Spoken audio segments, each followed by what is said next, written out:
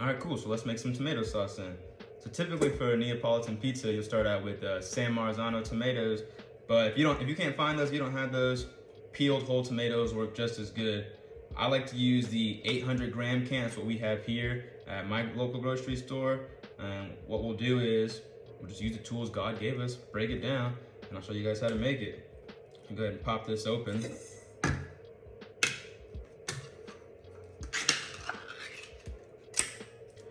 With my 800 grams, I can usually get about 8 to 10 pizzas out of it.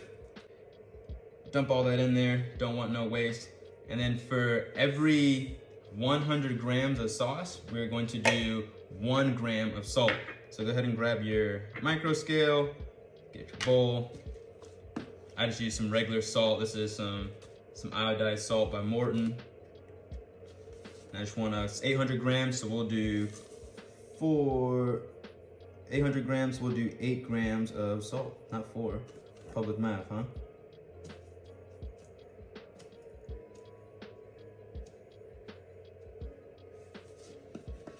Perfect. And then I'll just go ahead and just add this straight to it, just like that. And like I said, use the tools God gave us, and we're gonna break this down. If you'd like, you could pimp up the sauce a little bit. You could add maybe a little bit of extra virgin olive oil, some basil, oregano, garlic to it. It's not really needed. Typical Neapolitan pizza is all about simple ingredients, fresh, less is more.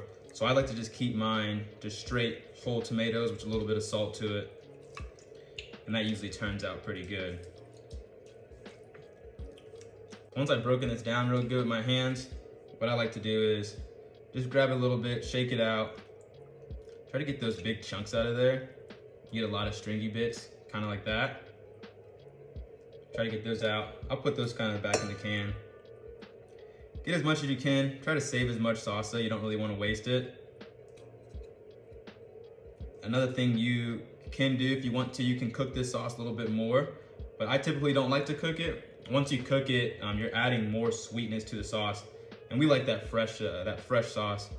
And then additionally, you're gonna be reducing the sauce, and the last thing you wanna do is waste ingredients or waste down some sauce. So once we get all those strings out, throw that in the can. Sauce is pretty much done. And if you look at it, it's a pretty good sauce. It's not too watery at all. I like to give it a taste too, just so I know what I'm getting into. That's money right there. And then what I'll do is put it in my container, bag it up, put it in the fridge, and get ready for service later on.